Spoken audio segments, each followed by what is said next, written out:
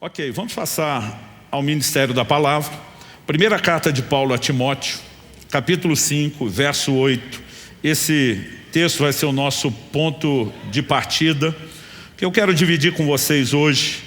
É aquele tipo de mensagem que a gente brinca e diz, isso é um clássico. De cada intervalo de alguns anos eu volto a tocar nesse assunto, preocupado não apenas em que os que são mais novos na igreja ouçam, mas mesmo aqueles que ao longo do tempo e da caminhada conosco já ouviram, que ouçam de novo. Primeira carta de Paulo a Timóteo, capítulo 5, verso 8. Eu vou ler na Nova Almeida atualizada.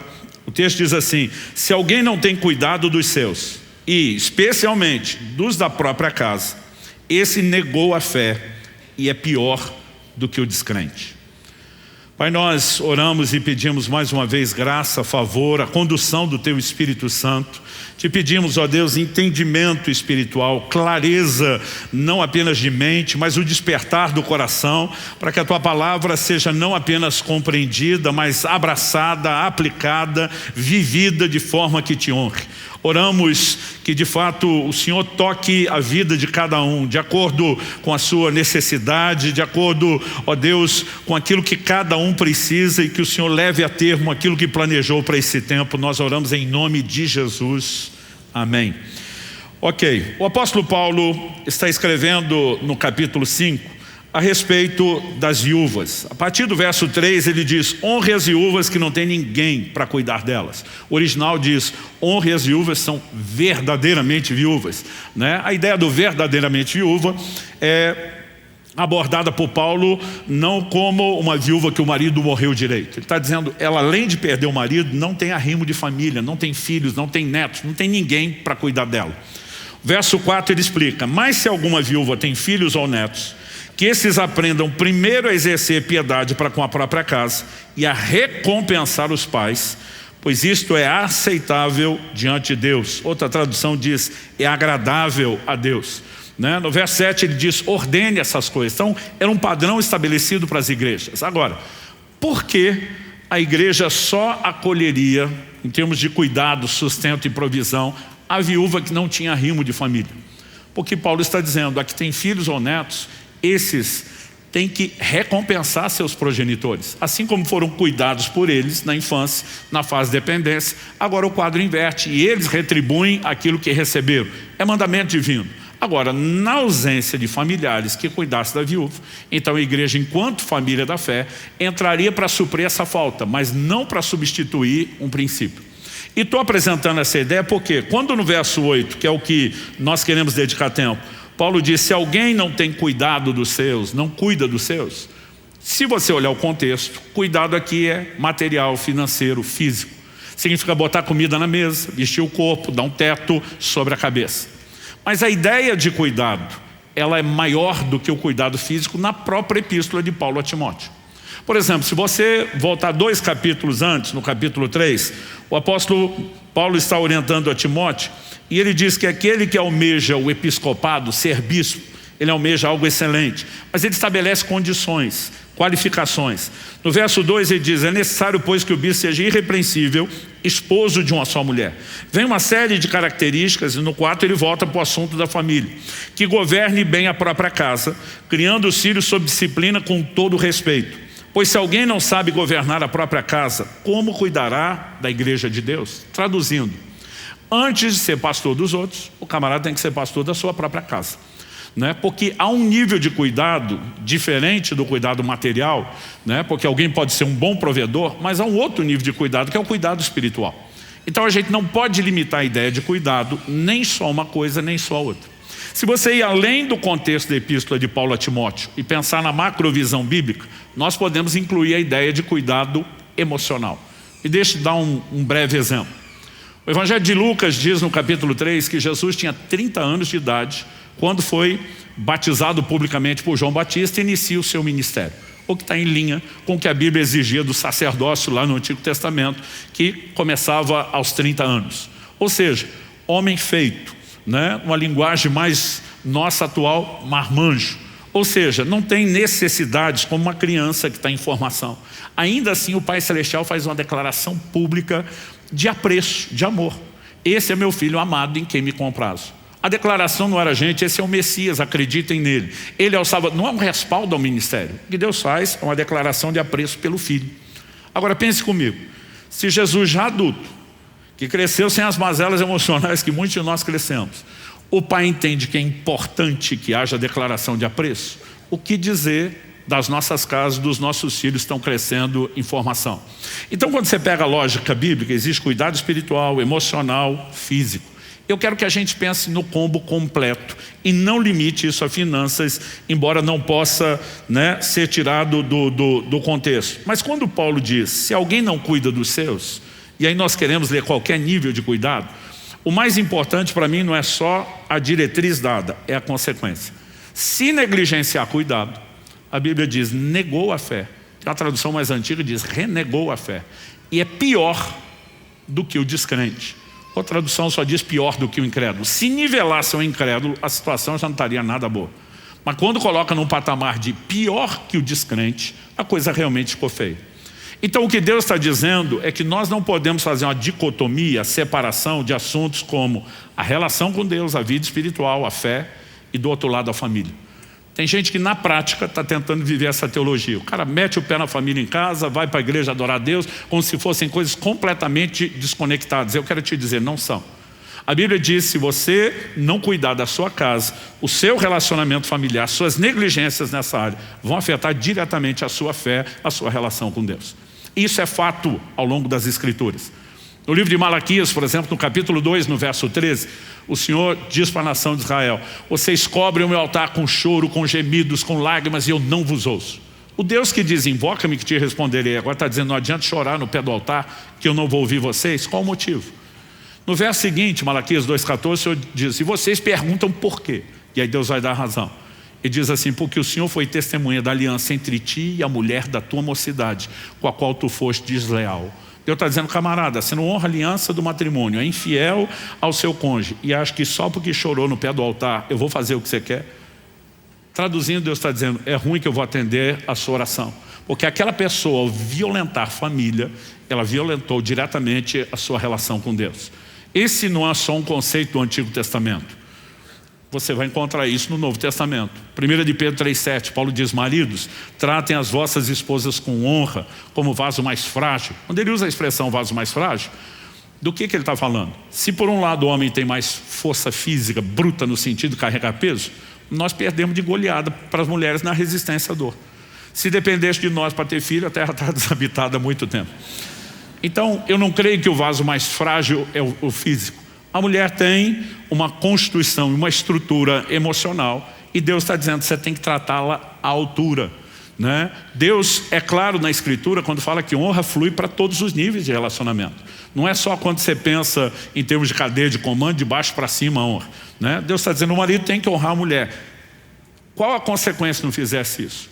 O apóstolo Pedro termina o verso 7 dizendo assim, não só que elas são co-herdeiras conosco da graça da vida, tipo, não é só sua esposa, é sua irmã em Cristo, mas ele diz, para que não sejam interrompidas as vossas orações. Então, o camarada que desonra a esposa, ele não está só comprometendo a qualidade de vida emocional, a paz, a alegria e realização que pudesse ter se as coisas estivessem bem. Ele está ferindo diretamente a conexão na vertical, porque quando ferimos família, ferimos a relação com Deus. Alguém diz com muita propriedade que o estado das nossas famílias determina o estado de espiritualidade que vivemos. Malaquias, por exemplo, capítulo 4, termina com Deus fazendo uma promessa. Eu converterei o coração dos pais aos filhos, dos filhos aos pais. Aí diz assim, para que eu não venha, não fira a terra com maldição. Família bagunçada, maldição. Houve restauração familiar, a bênção pode se manifestar. Porque o estado das nossas famílias afeta a dimensão de espiritualidade. Joel capítulo 2, verso 28, que é o texto do avivamento que se prega. E acontecerá nos últimos dias, derramarei do meu espírito sobre toda a carne. Deus diz assim, vossos filhos e vossas filhas profetizarão. Você quer sinal que está tendo avivamento? Olha o nível de espiritualidade das famílias. Agora, nós não podemos simplesmente separar essas coisas. E o apóstolo Paulo nos apresenta uma visão aqui em 1 Timóteo 5,8, que esses dois assuntos estão profundamente conectados a ponto de você não conseguir separar. O tema da minha mensagem hoje é fé e família. E eu quero te apresentar a visão bíblica não só de que eles estão muito unidos a ponto de serem inseparáveis, mas o porquê. Eu nasci e cresci no lar cristão, graças a Deus, privilégio que muitos de vocês não tiveram. Mas isso não foi a experiência do meu pai. Por parte da minha mãe, né, os pais dela já eram cristãos. Mas por parte de pai, meu pai foi, até onde se sabe, né, o primeiro na ascendência dele, quando você olha, né, a linhagem toda, ele foi a primeira geração a ter contato com o Evangelho. Viveu uma experiência familiar péssima. Cresceu numa família completamente desestruturada.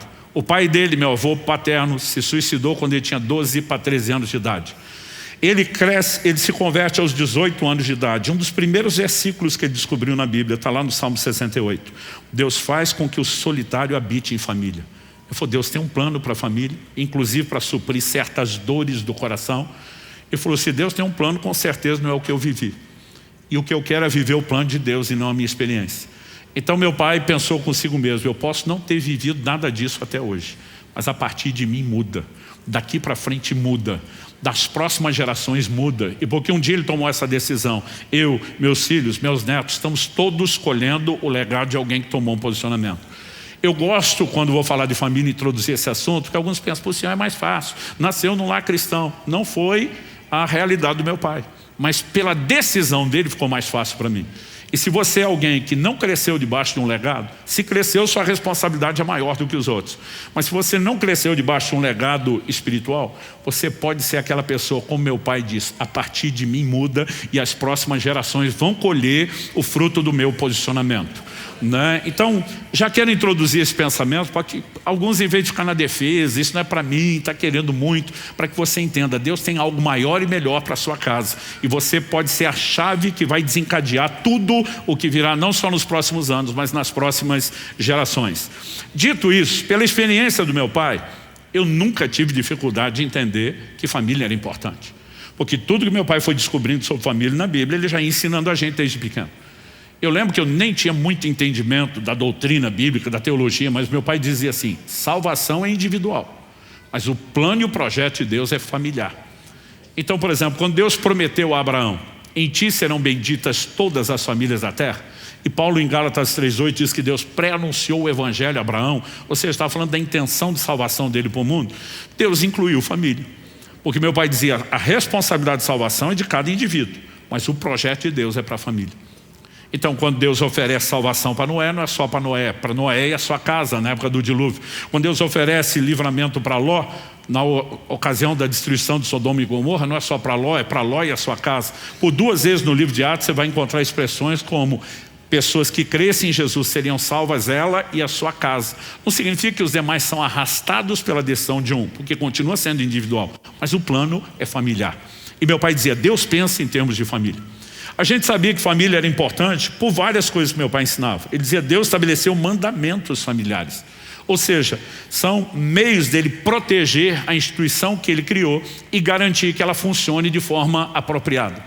Só que algo que eu comecei a descobrir desde bem cedo é que quando você obedece os mandamentos familiares, e obedecer uma ordenança não é mais do que obrigação, mas quando você obedece, tem bênção diferenciada. Por exemplo, Paulo escreve aos Efésios, citando um dos 10 mandamentos, honra teu pai e tua mãe, para que tudo te vá bem, sejas de longa vida sobre a terra. Deus está dizendo, cumprir o mandamento familiar, apesar de ter feito obrigação, eu não só vou te aplaudir, eu vou te abençoar de forma diferenciada. Agora, quebre os mandamentos familiares, que é o que eu chamo de pecados familiares, e você vai descobrir que tem consequências diferenciadas. O livro de Provérbios diz, o que amaldiçoa seu pai ou a sua mãe, apagar-se-lhe a sua lâmpada nas mais densas trevas. Então, a pergunta é, por que Deus levou isso tão a sério? Nós precisamos entender, né? Por exemplo, você pega desde o Antigo Testamento, quando Deus vai falar disso em detalhes, sempre que Deus fala de abençoar alguém, você vai perceber que Ele também abençoa a família. Durante muito tempo eu achava que Deus abençoava a família, porque a família é importante para nós. Então, já que Ele quer me abençoar, e a família é importante para mim, eu entendia que Deus transbordava isso como uma forma de me agradar, porque família é importante para mim. Demorou para eu entender que a bênção de Deus sobre a família, antes de ser porque ela é importante para nós, é porque ela é importante para Ele. Ela serve a um propósito maior do que a maioria de nós tem mensurado. Então, à medida que eu comecei a entender que família era importante, isso me fez procurar levar isso a sério. Mas quando Deus começou a me ajudar a entender por que é tão importante, aí a coisa realmente muda de figura. E eu espero, com a graça de Deus, né, te ajudar. É impossível num tempo como esse esgotar o assunto, mas eu espero, com a graça de Deus, te ajudar a entender um pouco melhor o assunto. A construção desse entendimento começou anos atrás, quando Deus chamou a minha atenção para o fato de que Ele se revela através de figuras familiares. Isso é um padrão recorrente nas Escrituras. Então, por exemplo, quando Deus quis fazer a gente entender o nível de amor que Ele tem para conosco, para que é que Deus apelou? Amor de mãe, que é o mais sagrado, elevado, sacrificial nível de amor que alguém conhece. Isaías 49:15. Pode a mãe que amamenta seus filhos esquecer-se da criança que mama? Resposta implícita: não. Mas porque de vez em quando, é raro, mas pode aparecer em um lugar ou outro uma mãe desnaturada. Deus diz: mas ainda que essa se esqueça, eu não me esquecerei de vós. O que Ele está dizendo? Quando o amor de mãe falha, o meu continua, porque o meu é mais intenso, constante e profundo que o amor de uma mãe. Mas para tentar ajudar a entender, a gente compreender, Ele vai lá e apela para aquilo que está no entendimento coletivo. Mas quando Ele quer falar de provisão, cuidado, Ele apela para a figura do pai, porque isso é o peso que o chefe da família carrega. Então Jesus, no Sermão do Monte, pergunta: qual de vocês é o pai que, se o filho pedir pão, vai lhe dar uma pedra? Se pedir peixe, vai lhe dar serpente ou escorpião? É inevitável para mim lembrar, quando eu toco nesse assunto, um episódio em casa, que domingo era o dia de passar fome, quando a gente era criança. Ia cedo para a igreja, a gente pegava, dependendo da linha, 2 ou 3 ônibus para ir, tinha 2 ou 3 ônibus para voltar. Papai era pastor, atendia todo mundo, ou seja, a gente ia fechar a igreja para sair. Nem sempre mamãe conseguia adiantar o almoço na véspera do sábado. Então, às vezes a gente chegava, ela ainda ia fazer o almoço, a gente brincava que era o dia da fome. Um dia meu irmão ousou pedir para comer alguma coisa antes, porque as mães de antigamente também eram raiz nesse sentido: você não pode comer nada antes do almoço. Falou: mãe, nós vamos morrer de fome, deixa a gente comer alguma coisa antes, porque está demorando muito. Minha mãe falou: pega aí no armário um saco de pão, pode comer. E aí nós corremos felizes. Eu lembro quando meu irmão tirou, era a época que o saco de papel que você guardava o pão, de um dia para outro ficava duro. Ele tirou, começou a bater aqui na mesa, pá, pá. Ele dizia: qual é o filho que, pedindo ao pai pão, esse lhe dará uma pedra? Até hoje, quando eu toco no assunto, se minha mãe está presente, ela levanta para justificar. Ela diz: eu não sabia, Mas Jesus diz: se vocês são maus, consegue cuidar dos filhos? Quanto mais, não há comparação, um contraste, o Pai Celestial não dará coisas boas àqueles que o pedirem. Mas para nos ajudar a entender a preocupação de cuidado e provisão, Ele usa a figura paterna. Quando você vai avaliando a relação pais e filhos, Ele não deixa de fora o assunto da disciplina. Em Hebreus, no capítulo 12, a Bíblia diz: se vocês estão sem disciplinas, não são filhos, são bastardos. Ele diz: porque o pai corrige o filho a quem ama.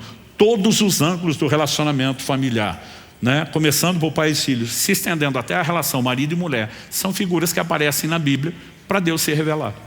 Então, por exemplo, Isaías 62:5. Como o noivo se regozija da noiva, assim o Senhor se regozija de ti, ó Israel. Efésios 5 diz que o marido tem que amar a esposa como Cristo amou a igreja, amor sacrificial. E a figura de Cristo e o seu relacionamento com a igreja é apresentada como de um marido e mulher. E aí você vai entender que o livro Cantares de Salomão não é só um livro de histórias românticas, mas também é uma alegoria profética de um relacionamento de intimidade entre a igreja e Cristo, o seu Senhor. Mas eu estou tocando no assunto de que isso é abundante nas Escrituras, porque eu acredito que isso começou em janeiro de 2005. Deus me fez questionar num determinado momento por que Ele explorou tanto essas figuras. E para te ajudar a encurtar a história, como é que Deus me levou a essa avaliação, eu primeiro preciso contar um episódio, uma ocasião. Israel, na época meu filho estava com uns 4 anos de idade, então estava na fase tagarela, mas a Alissa, que é a caçula, devia estar com 1 ano de idade, não falava, não resmungava muita coisa. Nós tínhamos uma viagem a ser feita. E a gente sairia do interior do Paraná, onde morava, para o interior de São Paulo, visitar os meus sogros. Eram 700 quilômetros.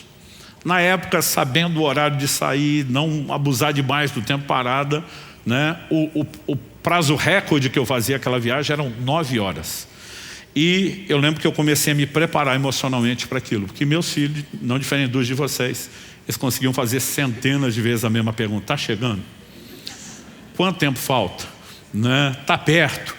E eu lembro que eu falei, cara, eu tenho que estocar a paciência, eu tenho que ser mais maduro que essa criança. Mas era um negócio assim, a gente viajava demais, gente. Então assim, o que alguns de vocês experimentaram algumas vezes, para mim era contínuo. Eu lembro que eu falei, eu tenho que ser mais maduro que ele, eu tenho que conseguir. E eu estoquei toda a paciência que eu podia antes da viagem. E eu fui bem, até 8 horas de viagem. Quando faltava 1 hora, acabou minha paciência. Porque teve uma hora que meu filho pergunta, pai, quanto tempo falta? Eu botei um sorriso fingido no rosto, mas por dentro já estava assim, que não aguentava. Falei, 1 hora, meu filho. Aí ele do banco de trás sorri e fala, obrigado. Quando ele falou obrigado, eu perdi a paciência. Falei, obrigado por quê, piá? Aí ele assustado, porque o senhor me disse quanto tempo falta. Falei, por acaso você entende de tempo? Você tem relógio? Não. Você sabe marcar a hora? Não. Você sabe quanto dura 1 hora? Não. Eu falei, então o que adianta você ficar me perguntando e ainda fingindo que entende a explicação que eu dou? Se você entender, você não perguntava de novo. E a hora que eu vi, eu tinha soltado os cachorros. Todo homem de Deus sabe que errou. Pelo testemunho do Espírito Santo, pela sua consciência, pelo jeito que a mulher olha. Dona Kelly muito sabe, ela raramente tem algum confronto. Mas eu já vi que ela não estava me olhando com cara de meu herói. E eu pensei, deu ruim. Mas não me arrependi. Porque eu pensei, deu ruim, mas pelo menos vou ter um pouco de paz. Naquele momento eu achava que justificava. Mas gente, pensa numa paz excessiva, virou um silêncio no carro. Que era um negócio que foi ficando constrangedor. E eu pensei, sabe quando você tem um arrependimento parcial? Pode ser que eu tenha me exagerado um pouco. Pode ser, mas não é aquela coisa de se admitir. Mas daqui a pouco, percebendo que a coisa estava quieta há muito tempo, ninguém conversava, eu comecei a dizer, Deus, eu acho que eu errei. Mas eu queria consertar isso sem perder essa paz. E o Senhor podia me ajudar, eu não sei nem como fazer isso. Eu estava ali, orando em pensamento comigo. Meu filho rompe o silêncio do banco de trás e diz, eu sei, pai, que eu não entendo de hora, que eu não tenho relógio, não sei marcar tempo. Aí ele fala assim para mim, mas fala sério, você é inteligente. Quando o filho já joga assim, se você não fizer, porque não é, né? Você é inteligente. Se você quiser, você me arruma um jeito de explicar o tempo que não seja pelo relógio. Kelly começa a segurar o riso do meu lado, tipo, quero ver você sair dessa. E eu fico desesperado, penso, como é que você explica o tempo para uma criança que não entende o único medidor de tempo que nós temos, que é o relógio? Né? E eu fiquei pensando, e daqui a pouco me deu uma ideia. Eu falei, eu tenho que entrar no mundo dele, na cabeça dele, usar as coisas que ele entende. Não adianta falar da minha que ele não entende. E meus filhos, não diferente dos de vocês, tinham o hábito de assistir centenas de vezes os mesmos desenhos. A gente era muito criterioso, tinha desenho que a gente editava, mas era inevitável a repetição. Minha filha, então, era um exagero. Às vezes ela dizia, papai, põe desenho tal. Eu dizia, filho, não precisa, assista na sua cabeça, você sabe tudo de cor. Porque ela falava as falas das personagens antes deles. Eu dizia, você sabe de cor, assista na sua cabeça. E eu não preciso ouvir isso. Mas nesse dia eu lembrei, e aí eu me empolguei. Falei, filho, sabe o desenho tal? Ele falou, sei. Imagina que está na hora que acontece mais ou menos isso. Minha esposa viu para onde eu ia, entendeu. Ela me olha, menos, tipo, você passou muito do ponto. Aí eu, na hora que acontece isso, ela deu um sinal de joia. Ele falou, sei. Falei, daí até terminar o desenho, é o tempo que falta para chegar na casa da sua avó. O menino abriu um sorriso, valeu, pai. Ficou todo feliz. Eu olho para a dona Kelly, sorrindo com orgulho, cara de meu herói. Falei, meu Deus, arrumei tudo e ainda vou ter paz. Gente, deu 10 minutos, o menino só mudou a pergunta. Pai, que parte do desenho está agora? Então ele não perguntava mais o tempo. Agora, eu tinha que controlar a ampulheta da cabeça dele, os grãozinhos de areia caindo. Eu lembro quando a gente estava chegando e ele falou, pai, e agora? Eu falei, filho, está subindo as letrinhas brancas. Quando eu falei isso, ele, da ampulheta mental dele, eram os últimos grãozinhos, ele fez a maior festa. Chegamos, subiu as letras, acabou o desenho. O Espírito Santo, quando começou a trabalhar esse assunto, ele falou, você lembra desse episódio? Eu acho que isso tinha acontecido no máximo 3 anos antes ou menos. Eu falei, lembro. Ele diz, você não teve que entrar na cabecinha, no mundo do seu filho, no universo limitado de entendimento dele, explicar de uma outra forma o que se você falasse no nível do seu conhecimento ele não entenderia. Falei, foi exatamente isso. E o Senhor falou comigo, eu tenho que fazer a mesma coisa com vocês o tempo todo. E eu lembro de Isaías 55, os pensamentos de Deus são mais altos que os nossos. Eu lembro de 1 Coríntios 2,14, o homem natural, psíquico, entregue ao psique e à mente, não entende as coisas do Espírito, porque para eles são loucura. É lógico que nós não vamos acompanhar o raciocínio de Deus. E se ele explicar na dimensão dele, nós vamos ficar perdidos. Agora, o Senhor diz, A diferença entre o que você fez com o seu filho e o que eu tenho que fazer com vocês é que você improvisou. Você foi pego de surpresa. Você não estava pronto para aquilo. Eu entendi ele dizendo, sou Deus onisciente, presciente. Eu não sou pego de surpresa, eu não faço nada de improviso. E de repente eu comecei a perceber que todo esse volume de revelações, esse é o primeiro tópico que estamos abordando aqui, que Deus se revela por meio de figuras familiares. Nada disso é intencional. Para que nós pudéssemos conhecer e entender melhor Deus, o Senhor disse, vocês precisam de ilustrações. Mas Ele não decidiu aproveitar só as ilustrações que nós temos. Eu ouso ir um pouquinho além. Deus criou e preparou de antemão as ilustrações que Ele iria precisar para se comunicar. E um dos pontos centrais que eu quero explorar nessa mensagem de por que família é importante aos olhos de Deus é porque ela é a lente através da qual nós vamos ter ou não a revelação correta de Deus. E nós precisamos levar isso a sério. A primeira coisa que eu e você precisamos entender é que não existe só a família terrena, o formato de família que eu e você vivemos. A Bíblia fala de uma família celestial, uma família divina, uma família eterna. Efésios 2,19, assim já não sois estrangeiros nem forasteiros, mas concidadãos dos santos e membros da família de Deus. Deus tem uma família da qual somos parte. Quantos são gratos por ser parte da família de Deus? Em Efésios 3, 14 e 15, Paulo diz, por essa causa me coloco de joelhos diante do Pai, de quem toma o nome toda a família, tanto nos céus como sobre a terra. Deus tem uma família. Parte da família está na terra, parte da família está no céu, são os que já foram promovidos, transferidos. E sempre fez imaginar a família de Deus como um grande sobrado. A filharada do andar de cima, os que já partiram para a glória. A filharada do andar de baixo, nós que estamos aqui. Mas toda essa criançada correndo, pulando, se divertindo, e Deus, o paizão, feliz de todo mundo. Mas nesse dia, onde eu estava realmente trabalhando no assunto, eu senti o Senhor me questionar, quando foi que você formou a sua família? E respondi para Deus de uma forma detalhada. Falei no dia 3 de novembro de 1995, uma sexta-feira à noite. Entre 9h30 e 10 da noite. Chega o momento da cerimônia onde eu formalizei meus votos de aliança com a minha esposa. Fui caprichei na resposta. Falei para Deus, se cumprir a escritura que diz, deixará o homem seu pai e sua mãe, se unirá à sua mulher. Falei, esse foi o dia exato que eu comecei minha família. O Senhor me disse, e os filhos? Falei, os filhos vieram depois. Israel nasceu 2 anos e meio depois do casamento. Alissa nasceu 3 anos depois dele, né? Ou seja, 5 anos e meio depois. O Senhor falou, você não passou a ter uma família quando os filhos nasceram? Eu falei, não. Falei, eu formei minha família quando eu casei. Os filhos são a extensão, o aumento da família. E isso é a ordem bíblica, gente. Primeiro se casa, depois sob a bênção, proteção e cobertura do matrimônio se gera filhos. Infelizmente, muita gente, hoje em dia mesmo dentro da igreja, está primeiro fazendo filho para casar depois. Não é a ordem divina. Mas quando o Senhor falou comigo, se você entende que sua família não iniciou com a chegada dos filhos e que eles só são o aumento da família, por que é que você pensa diferente da minha família? Porque na minha cabeça Deus só passou a ter uma família quando criou a humanidade. A família de Deus, ela antecede a nossa existência. Nós somos apenas o aumento de uma família eterna, pré-existente. Quem está entendendo?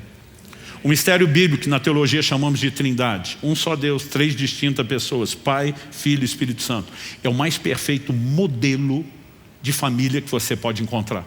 E a família de Deus, da qual eu e você nos tornamos parte, fomos adicionados a ela. Eu sei que quando a gente fala da família de Deus, a cabeça de alguns já começa a pensar. Porque eu estou falando desse assunto há 20 anos. Seja ministrações públicas, conversas pessoais. Eu vejo quando a gente fala que a Trindade é uma família, tem gente que ousa fazer a pergunta, mas tem gente que eu estou olhando a carinha e parece estar estampado na testa. Então, se Deus é o Pai, e Jesus é o Filho, o Espírito Santo é a mãe, os homens já olham com a cara de heresia, não deixa Deus ser menino. As mulheres já têm um tom de sorriso, de satisfação, imaginando, a gente está representado lá. Mas a verdade é que a Bíblia não usa essa terminologia. O Pai é usado para Deus, Jesus o Filho, até para falar da relação deles. Mas a Bíblia não usa a terminologia de uma mãe para o Espírito Santo. E o nosso erro é tentar entender a família de lá a partir da de cá. Porque a família terrena é uma réplica incompleta, limitada, imperfeita da família celestial. Por exemplo, nós temos coisas aqui que no plano espiritual não existe. Jesus disse que no céu não se casa, não se dá em casamento. reprodução da forma como nós temos é algo meramente terreno. Então você não pode simplesmente pegar e tentar fazer uma análise inversa e jogar tudo para o lado de lá. Mas se você, a partir da ótica da família eterna, celestial, for avaliar a família terrena, você vai perceber que a mãe acumula funções que Deus deu na família terrena, que o Espírito Santo tem na família eterna. Quem é o responsável pela gestação da vida na família eterna? O Espírito Santo. Você olha a criação, Gênesis 1, o Espírito pairava sobre a face das águas e ele que se move debaixo do comando da criação. Quando o anjo Gabriel, o Evangelho de Lucas mostra, capítulo 1, na ocasião da anunciação a Maria, diz: descerá sobre ti o Espírito Santo e o poder do Altíssimo te envolverá com a sua sombra. E Maria responde: cumpra-se em mim segundo a sua palavra. Nós sabemos exatamente como Deus trabalhou para que houvesse a gestação, né, do próprio Jesus ali. Então, quem é a responsável pela gestação da vida na família terrena? A mãe. Quem é o responsável por consolo na família eterna? Deus é chamado de o Deus de toda consolação. Jesus diz: vou mandar um outro consolador. A palavra outro é consolador tanto quanto. Então você não pode dizer que é só o Espírito Santo. Mas o Espírito Santo é repetidas vezes chamado de o Consolador. Porque basicamente quando você pega a divisão de tarefas, não significa que pai e filho não tenham consolo, mas quem executa isso é o Espírito Santo. Quem é a fonte de consolo na família terrena, gente? A mãe. Eu não sei o filho de vocês, os meus já choravam chamando a mãe. Mãe! Eu lembro de um dia que o Israel caiu, corri para acudir o menino, ele me driblou, correu para o colo da mãe. Eu fiquei todo sentido, porque às vezes os pais são mais maturos que os filhos. Falei para aquele: está certo isso não, eu que vi ele cair, eu que acudi primeiro. Por que é que o menino me dribla, me evita e vai para o seu colo? Kelly é um doce de pessoa, mas esse dia ela foi sarcástica. Ela disse: por que será? Como quem diz, vocês não entendem nada de consolo. Aliás, Kelly dizia, né, a criança cai, a primeira coisa que o pai faz é dar um sermão, né? Eu não te disse, eu não avisei, né? Ela falou assim: consolo não é a praia de vocês. Então normalmente, e os pais ainda ficam aborrecidos. Eu lembro de um cenário, gente, meu filho pulando no sofá. E eu estou pensando, eu sou da época que a gente não podia brincar no sofá da sala. O sofá era para uma tal de visita que nunca aparecia e você que morava na casa não podia usar. Então eu dizia: quando eu casar, tiver minha casa, eu faço o que eu quero no meu sofá, filho fala o que quer. Aí você cresce prometendo coisa que depois se arrepende. Agora meu filho está pulando no sofá, estou pensando quanto custa. E eu estou lembrando daquele dilema, eu estou lá, deixa que pule. Mas daqui a pouco ele começa a pular de um sofá para o outro. Falei: campeão, se você quiser pular num só, está liberado. De um para o outro não. Por que não, papai? Eu falei: porque você vai cair, vai machucar. Não vou. Falei: filho, sabedoria milenar. Ensina que o pai está certo, o filho está errado. Eu sei de coisa, não vou cair. Falei: então pode pular. Fui para o posto de observação. Alguns dizem que é agora, não é? Só o posto de observação. E estou assistindo, pula de um sofá para o outro, do outro para um, de um para o outro, do outro para um. Em algum momento, na hora de pular, ele escorregou no impulso e caiu no vão entre os dois sofás.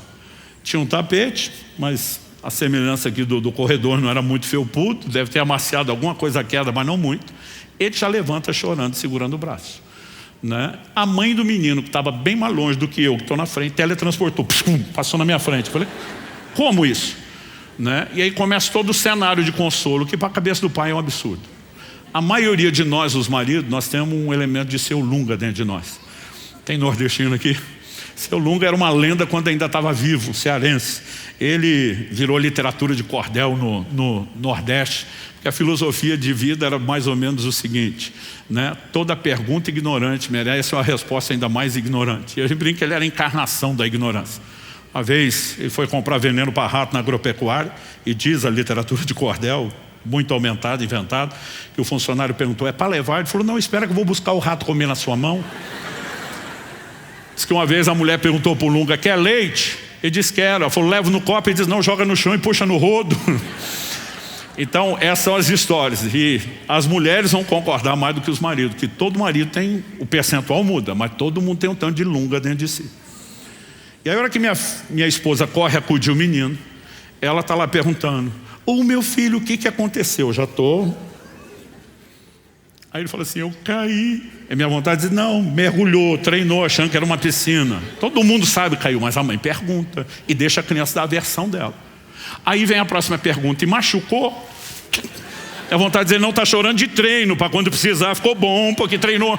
Mas eu estou ali: não fala, miserável do Lunga, fica quieto, não peca, não peca. E eu estou me segurando. Aí ele, sim. Aí a mãe chega no limite. Aonde? O menino está segurando o braço o tempo todo. Aonde machucou? Aqui. Minha avó está dizendo, não, está segurando o braço só para ele não cair do corpo. Mas eu estou ali, não peca, não peca. Aí ela vai para o meu limite, que foi muito difícil não abrir a boca. Aí diz, deixa que mamãe dá um beijo e já sara. Eu quero gritar, é mentira, tá trolando você, não é xilocaína, não é analgésico, vai sarar nada. Mas eu tô, não peca. Depois de um tempo, a Kelly diz, eu sei o que você pensou. Eu falei, eu quero te explicar que o beijo não é remédio para o braço, é para a alma. Aí eu, ela só falou isso, mas na minha cabeça eu ainda aumentei, seu ignorante. Porque de alguma forma a gente não consegue entender essa dinâmica. Uma outra ocasião que ele quis fazer a mesma coisa, eu falei, e ele caiu. E foi assim, eu não sei se ele estava indo ou voltando, se foi o mesmo braço. Mas parecia aquele negócio do 7-1 para a Alemanha. Gol da Alemanha, toda hora você fica. É um replay ou está acontecendo de novo? Porque foi muito parecido. Esse dia ele foi correr para a mãe, eu cerquei de um lado, cerquei do outro. E a primeira coisa que eu fiz foi dar sermão. Eu não te falei que se você ficasse pulando ia cair? Sim, então bem feito! Se tivesse ouvido seu pai não tinha caído. Então assim, dizer que nós somos a obra-prima do consolo, não somos. Agora, o que é que eu e você precisamos entender? Que de alguma forma esses paralelos, eles têm influência. Eu destaquei em primeiro lugar que Deus se revela através de figuras familiares. Segundo, distinguimos família terrena e celestial. Mas o que eu estou tentando te mostrar agora é que a visão que nós temos de família, ela vai determinar também a dimensão de entendimento, de revelação que nós podemos ter de Deus. Se você vai ter um filtro ou não, se você vai ter uma ótica, uma lente que te ajuda a enxergar melhor Deus ou que o distorce tipo uma caricatura. E esse foi um assunto que antes de eu entender o que a Bíblia dizia, eu comecei a avaliar a partir de uma experiência também no início do meu ministério. Isso aconteceu antes ali do ano 2000, e eu estava num culto, no momento louvor e adoração, e estava lá envolvido na adoração. E de repente vem aquela coisa dentro de mim, sai do seu lugar, vai lá no fundo da igreja, dá um abraço no fulano de tal. Eu parei a adoração, olhei para o fundo. Diferente desse auditório, era um retângulo não na horizontal, na vertical. A igreja não era tão larga, mas bem comprida. Mas o auditório tinha uma certa elevação, do início para o fim. Então eu olhei de longe, conseguia ver o fulano, ele era maior do que a maioria. Falei, está lá, e está no fundo. Aí você fica, é de Deus ou é da minha cabeça? Se é o testemunho interior do Espírito Santo ou eu que estou imaginando? Mas aquele testemunho era, vai lá e dá um abraço no fulano. Aí a cabeça começa a trabalhar contra. Eu falei, Deus, a igreja é sua, mas as regras são nossas. Tem hora de abraçar. Te abraço na chegada, na saída, ou quando muito no cântico de comunhão, se o líder louvou mandar, cumprimento seu irmão. Eu falei, agora não é hora. E aquela coisa insistindo dentro de mim, vai lá dar um abraço no fulano de tal. Eu falei, Senhor, o Senhor conhece as ovelhas do seu rebanho, elas são ciumentas. Eu vou lá no fundo, no meio do culto, abraço um só e volto, e mais ninguém. Amanhã vai ter gente se queixando, e o Senhor vai continuar no seu alto sublime trono, e quem está com a encrenca sou eu, aqui embaixo. Mas não tinha o que eu questionasse que parasse aquele testemunho interior. Vá lá, dá um abraço. Eu tentei tudo. Falei para Deus, nós os homens não somos assim, dado afeto. Eu vou dar um abraço num cara sem nada, sem explicação, ele vai me estranhar. Mas não tinha o que eu colocasse que parasse aquilo. Chegou uma hora, eu falei, só tem um jeito de saber se é Deus. Eu vou lá. Saí do meu lugar, dei a volta. Ele estava pro canto da parede à direita de quem olha do púlpito. E quando eu cheguei, ele era o segundo depois do corredor. Então, cheguei bem próximo dele. Todo mundo adorando, mas ele de olho fechado parecia estar orando. Porque o movimento, a leitura labial que eu fazia da boca dele não batia com a música. Sabe, tipo novela mexicana? A dublagem não encaixa. Aí eu fiquei olhando e falei, deve estar orando. Daqui a pouco me pareceu, na minha limitada leitura labial, que ele falou um amém e parou. Aí eu pensei, minha deixa, cutuquei. Quando ele abriu os olhos e me viu, já levou um susto. Falei, pode parecer estranho, fui me explicando. Mas Deus me mandou aqui para te dar um abraço. E já que estava, dei um abraço. Na época a gente chamava de um abraço gordo, né? Dei um abraço nele. Eu não sei se você já teve a experiência, mas o abraço virou unilateral. Porque eu terminei meu abraço, ele não terminava o dele, ele não me largava. Esse cara começou a chorar, não só chorar. Ele urrava, ele gritava, não é só que soluçava alto. A cena foi um escândalo. Eu que queria que a manobra fosse rápida e discreta, para evitar problema com o outro. Agora está todo mundo olhando. E eu estou ali, tipo, é ele, não sou eu. Mas assim, Eu terminava meu abraço e não terminava o dele, eu dava mais um, ele não terminava, eu dava mais um, não terminava, não me largava, não parava de chorar e gritar. Foi um negocinho que eu não conseguia entender o que estava acontecendo. Quando finalmente ele me largou, se recompôs um pouco, eu fiquei ali do lado esperando. Eu falei, tá tudo bem? Ele falou, tá. Eu falei, o que aconteceu? O senhor não faz ideia. Quase que o Lunga dentro de mim diz, é por isso que eu estou lhe perguntando. Eu falei, me ajuda a entender, querido, o que houve. Ele falou, pastor, o senhor já sabe, de uma conversa que nós tivemos, a dificuldade que eu tenho com o tanto que vocês chamam Deus de pai na igreja. Paizão, paizinho, papai, para cá, para lá, né? Mas esse dia ele abriu o coração do jeito como nunca antes. Ele falou, eu sempre tive dificuldade com isso. Hoje eu estava no louvor e adoração. Ele falou, pastor, eu estava aproveitando, estava lá nas galáxias. De repente o líder do louvor falou, sobe agora no colo do papai. Ele falou, aí estragou tudo. Eu voltei das galáxias na velocidade da luz, foi um balde d'água fria, me estragou tudo. Ele falou, e eu assustei com a minha reação. E eu mesmo comecei a dizer, Deus, se é importante entender como pai, eu quero. Mas o problema é que eu te olho através da lente do pai que eu tive. Eu falei, já estava pensando até você falar isso, que você não teve pai. Ele falou, não, eu tive um pai. Ele botou comida na mesa, vestiu o corpo, deu um teto sobre a cabeça e nada mais do que isso. Ele falou, eu comecei a dizer para Deus, então eu preciso entender o pai que você é e não o meu. Ele disse, se tem algo que me dói, que eu nunca tive na vida, foi um abraço de pai. E se o senhor é diferente do meu, eu quero te desafiar a vir me dar um abraço. Ele falou, de repente ele parou a oração, falou, não, estou abusando, queria que o senhor venha em pessoa me dar um abraço. Foi até evangelizar que é importante, o senhor delegou, terceirizou para a igreja. Falei, então não vou pedir que o senhor venha em pessoa. Mas se o senhor mandar alguém, como representante seu, que diga ter sido enviado por você para me dar um abraço, eu vou entender isso como um sinal de que eu preciso compreender melhor a sua paternidade. Na hora que ele terminou a oração, eu estava cutucando ele, ele ainda falou assim, não sei como você chegou tão depressa. Eu falei, não sou The Flash não, filho.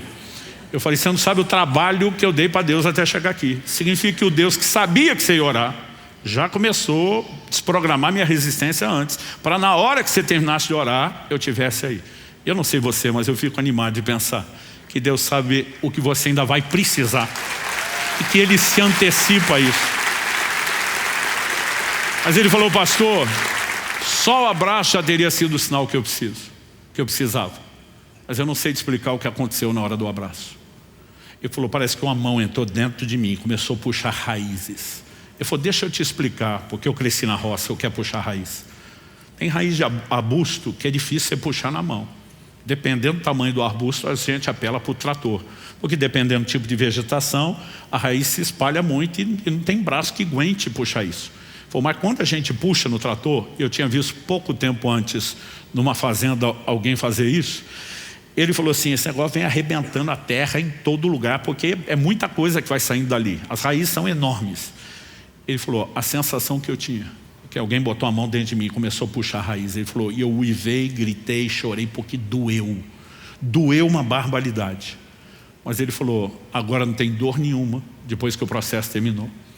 Ele falou, e pensar em Deus como pai se tornou algo completamente diferente. A partir desse momento, Deus começou a me fazer perceber nas Escrituras que Deus preenche lacunas familiares. Então vamos lá, Salmo 27:10, Davi diz, ainda que meu pai e minha mãe me desamparem. São os últimos níveis de relacionamento familiar que pode te abandonar.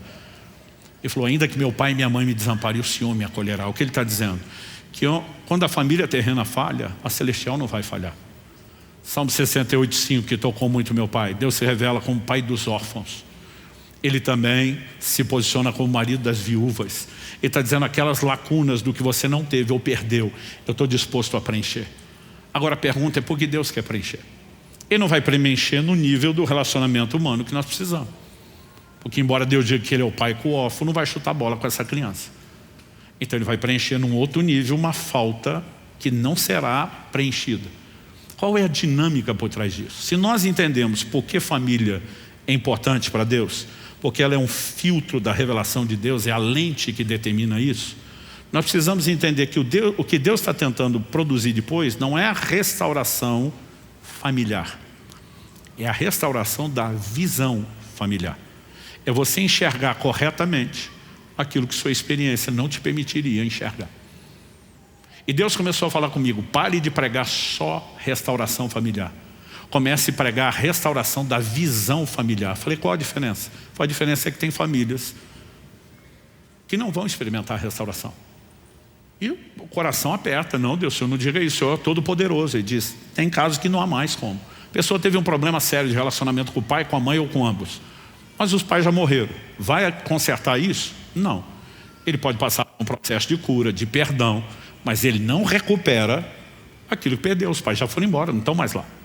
Uma pessoa que se converte terceiro, quarto casamento, tem como restaurar todos os casamentos? Não, possível, já foi. Mas se não restaurar a visão, a gente vem com o histórico de uma experiência deficitária e passa a olhar Deus de forma errada. Deixa eu te dizer algo. Muitas pessoas já me perguntaram várias vezes isso. Pastor, o senhor acredita que seus filhos têm um dom da fé? Falei, por que não? Porque o senhor fala de experiência que eles têm com Deus, né? E resposta à oração desde cedo, tal. Eu falei, não, eles não têm o dom da fé. O que eles têm é um pai que, apesar de toda a limitação, o versículo que eu mais citei para meus filhos na vida, mais do que João 3,16, é o que está lá nos Salmos. Aquele que jura e com dano seu não muda. Falou, tem que cumprir, não tem volta. Você empenhou a palavra, isso aí tem peso. E por que eu estou dizendo isso?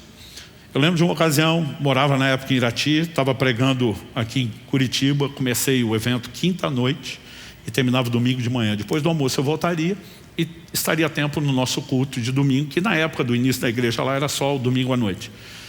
Terminou o culto amanhã, ainda estou na igreja ali atendendo o pessoal, o celular toca, eu atendo meu filho. Oi pai, tudo bem? Ele tinha uns 6 anos de idade. Falei, tudo bem meu filho. Ele falou, estou com saudade de você. Falei, eu também estou com saudade. Mas ele falou assim, não, mas não liguei para falar da saudade. Falei, não, você ligou para falar do quê? Pode ser que eu tenha orgulho de você. Que você é que nem o apóstolo Paulo. Você viaja para falar de Deus, para abençoar as pessoas. Eu estou pensando, ter o dedo da mãe por trás disso, ministrando o coração do menino. Mas ele vai falando de um jeito e parece adulto. E aquilo começou a me emocionar.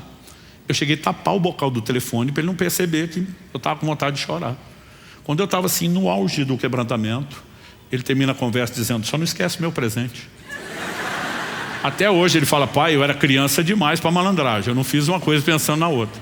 Mas eu que estava emocionado, empolguei e falei, o que é que você quer? E do outro lado, estou podendo escolher? Porque assim, era uma época que as vacas magras já pareciam gordas para a gente, de tamanha dificuldade. E um tempo antes ele tinha me pedido um presente, falei, filho, pede isso para o Pai Celestial, porque não tem a menor chance de eu conseguir comprar isso para você. Não era, olhando hoje, não parece nada tão caro, na época era um desafio impossível. Eu falei, estou podendo escolher, eu emocionado sem pensar, falei, o que você quiser. E a hora que eu vi, já tinha falado. Ele falou, bom, então se é o que eu quiser, eu quero aquele presente que eu te pedi um tempo atrás. Gente, sangrou não foi a carteira, foi o coração, a alma. Mas eu já tinha dado a promessa. Então eu falei, eu vendo um rim, de preferência de alguém, não o meu. Estou brincando. Mas eu falei, vou ter que honrar isso. Então no telefone eu falei, é seu. Quando eu falei, é seu, acabou a conversa. Eu só ouvi o barulho do finado telefone fixo caindo no chão. Os gritos dele, ganhei meu brinquedo. Ganhei. Falei, como ganhou? Ainda vou para o shopping almoçar e comprar o brinquedo. Tem pelo menos 2 horas de estrada antes de chegar. Mas se o pai falou, está falado. Não tem volta. Agora, tenta provocar a fé de gente que cresceu em ambientes onde todas as promessas que eram feitas não eram cumpridas. Nós puxamos um histórico. Eu prego muito sobre fé. Em todas as 3 igrejas que eu pastorei ao longo de 31 anos e meio, para fazer a conta. Eu percebi que sempre tem um grupo de irmãos que eu classifico como incrédulos crônicos. Cara, tem gente, tem hora que não era nem comigo. Eu estava lá recebendo tanto quanto ele. Alguém está lá pregando, nunca te deixarei, jamais te desampararei. Eu estou lá assim, eu vou voar. Você está recebendo tudo. Você olha para o do lado, sei. Não tem palavra de fé que entre ali. Eu comecei a descobrir por amostragem estatística. A maioria quase absoluta deles cresceu no ambiente onde promessas não eram cumpridas, onde houve abandono. E aí quando está falando do que Deus prometeu, eu sei, meu pai falava a mesma coisa antes de abandonar a gente. E muitas vezes a lente impede a gente enxergar a família celestial como ela deveria. É por isso que a visão precisa ser restaurada. Pastor, como restaurar essa visão? Salmo 19:7 diz, a lei do Senhor é perfeita e restaura a alma. Deus falou comigo anos atrás, pare de pregar casamento só para os casados, pare de pregar criação de filhos só para os que são pais. todo mundo tem que entender tudo o que a minha palavra diz sobre família. Porque há elementos que talvez não seja aplicado no âmbito da família terrena. A pessoa que decidiu viver solteira, não casar, não ter filhos, na prática ele não precisa daquilo. Mas quando você fala da vida espiritual, discipulado, de entendimento, ele precisa entender esses parâmetros por causa da relação com Deus. Então assim, a maioria dos crentes que a gente botava na classificação barraqueiro dentro da igreja, se mexe na história, crescendo em famílias onde a coisa era tratada dessa forma. E a gente simplesmente transporta o convívio familiar para a família da fé do jeito que veio. Não significa que dá para trazer tudo de lá, gente. Mas a restauração da visão familiar é importante. E ela pode acontecer sob dois ângulos. Primeiro, Deus preenchendo as nossas lacunas, nos ajudando a viver restauração daquilo que precisamos, como foi o caso do Ciro, esse irmão que eu mencionei lá do abraço, né? Ou muitas vezes nos levando a estabelecer consertos. Talvez hoje você precise sair daqui com uma determinação no coração: eu tenho que perdoar alguém. Mas talvez você é aquele que tem que sair e pedir perdão. Mas por quê? Porque existe a questão dos outros e não só da sua visão familiar. Gente, quando eu entendi isso, janeiro de 2005, eu estava numa viagem. Eu lembro que eu liguei para minha esposa e falei: nossa família nunca mais será a mesma. Nossa igreja, nosso ministério com famílias nunca mais será o mesmo. Por quê? A compreensão dessas coisas me trouxe um peso de responsabilidade. Porque eu entendi que o tipo de pai e marido que eu seria formaria a visão de Deus que os meus filhos teriam. Então eu falei: como é que eu posso ser alguém que promete e não cumpre? Como é que eles vão olhar para Deus? Como é que eu posso ser alguém injusto? Como é que eles vão olhar para Deus? E de repente você percebe que isso não vai trazer só bênção no sentido de uma família feliz, um lugar emocionalmente saudável, mas muito mais do que isso. Um ambiente onde a revelação de Deus vai crescendo e sendo amplificada. Isso significa o quê? Que a gente precisa não apenas buscar restauração das nossas experiências. Gente, família é o ambiente das nossas maiores dores. Por quê? Porque decepção é proporcional à expectativa. E a Bíblia sustenta isso. Salmo 55, se fosse um estranho, eu me esconderia, se fosse um inimigo, eu evitaria, mas tu, meu irmão, nós íamos juntos em alegre procissão à casa de Deus. O desabafo é uma espécie de até tu, Brutus. Então você olha no dia a dia e você percebe, por exemplo, eu quando era garoto, eu olhava meu pai como se ele tivesse superpoderes. Meus filhos olhavam para mim da mesma forma. Aliás, eu tinha uma brincadeira, parava no farol e dizia: fica vendo a autoridade do papai. Quando eu der uma voz de ordem, a luz vermelha apaga, a verde acende. Eu ainda fazia o drama, contava 1, 2, 3, 3, 2, 1, verde. Eles, uau! Ele saiu, ficava assim, maravilhado. E eu brinquei com isso tanto tempo. Um dia eu paro no farol com os dois ali e eu distraído, esqueci da brincadeira. E disse: pai, você não vai falar? O quê? O negócio do farol não vai abrir nunca. Ah, claro, eu já na hora, verde, não deu nem tempo a contar, já abriu, eles, uau!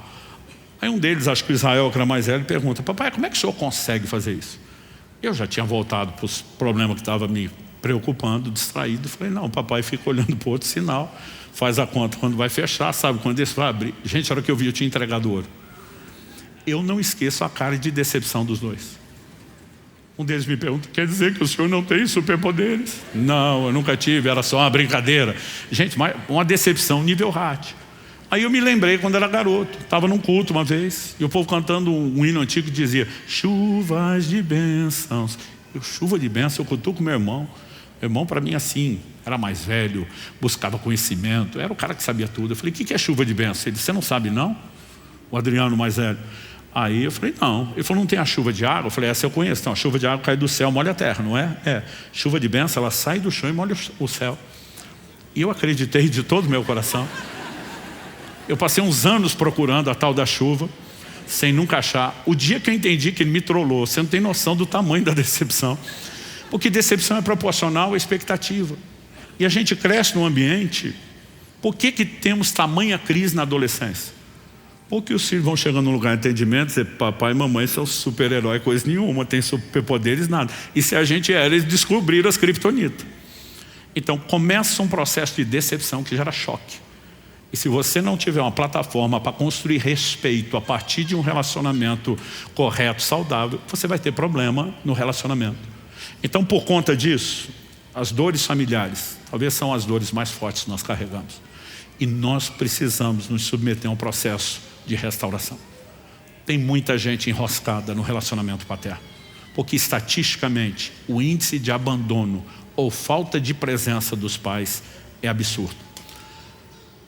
Mas eu comecei a descobrir por amostragem estatística que quase todo mundo teve problema sério de relacionamento com a mãe. Tem problema quando a gente começa a falar do Espírito Santo. De alguma forma ele não percebe que inconsciente ele quer desconectar daquilo e diz isso não. E se nós não sararmos essas coisas, nossa compreensão de Deus e a experiência com Ele será limitada. Mas se sararmos, além de melhorarmos o relacionamento com Deus, vamos viver algo melhor dentro da família. Por que o diabo luta tanto contra a família? Alguém diz que você pode descobrir o quanto algo é importante para Deus pelo tanto que o diabo luta contra. Se você me perguntar, pureza sexual é importante? Eu falei, olha o mundo à sua volta e você vai ver o grande esforço do inferno para comprometer isso. É lógico que é importante. E família, uma das coisas mais atacadas, né, ao longo das sociedades, da existência do tempo, gente. Não é só uma questão da modernidade. O que a Bíblia diz é que no tempo do fim os homens iriam de mal a pior, porque a gente está se aperfeiçoando em piorar. Mas o que nós vivemos hoje não é necessariamente novidade.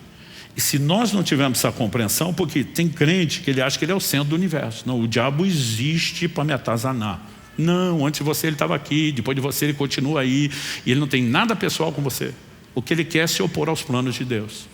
Então, o diabo não existe para estragar a sua família. O que ele quer quando ataca a sua família é bagunçar a sua compreensão de Deus, ou a compreensão dos demais familiares de Deus. Esse é o grande alvo dele. E eu e você precisamos entender que nós podemos salvaguardar algo precioso, que é a nossa forma de entender Deus, e ainda viver as consequências de uma família abençoada, entendendo que isso é algo sério e negociável no Evangelho. Nós não podemos achar que tratar a família de forma correta seja opcional dentro do Evangelho. A Bíblia diz, se você não cuida dos seus, você está metendo o pé na fé, você está renegando a fé, você se tornou pior do que um incrédulo. Ou nós vivemos família, ou a gente não pode dizer que é discípulo de Jesus. Então assim, a minha ideia com isso não é botar um peso de culpa ou condenação sobre quem tem falhado. É te ajudar a dar um chacoalhão para que você conserte a partir de agora. Para aqueles que já vêm se empenhando em fazer a coisa correta, que você possa se dedicar a buscar a ajuda de Deus, a graça do Senhor, o auxílio do Espírito Santo para fazer cada vez melhor. E aí nós vamos poder ter os nossos principais valores, relação com Deus, vida espiritual e familiar em alto nível. Você recebe essa palavra em nome de Jesus? Vamos ficar em pé para parecer que está acabando.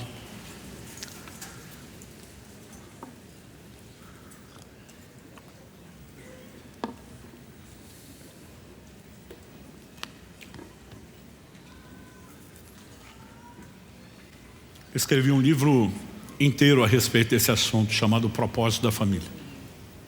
A gente fala de casamento, da vida matrimonial. A gente tenta desenvolver uma visão mais abrangente do que a família, de como nós precisamos levar isso a sério. Outro dia alguém falou, pastor, não dá para resumir aquele livrão? Eu digo, não.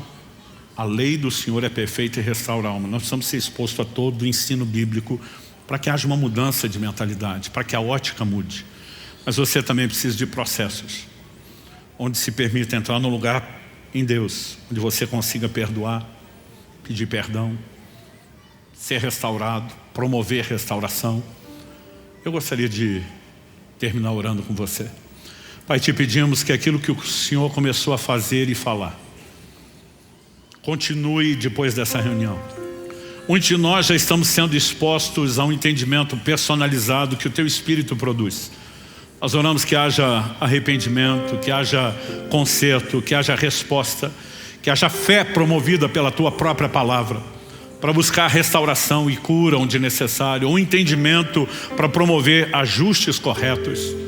Queremos viver, Senhor, um bom modelo familiar, muito mais do que pensando na realização que isso traz.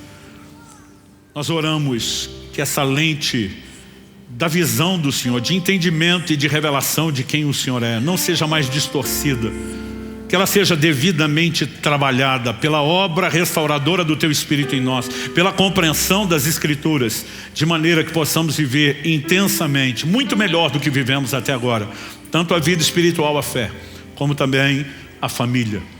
Queremos abençoar cada um dos nossos irmãos e irmãs, pedir que o Senhor os conduza na aplicação prática desse entendimento, nos ajustes necessários, e que, ó Deus, haja temor nos nossos corações para não brincar com um assunto tão sério, tão sensível e que merece tanto da nossa atenção e respeito.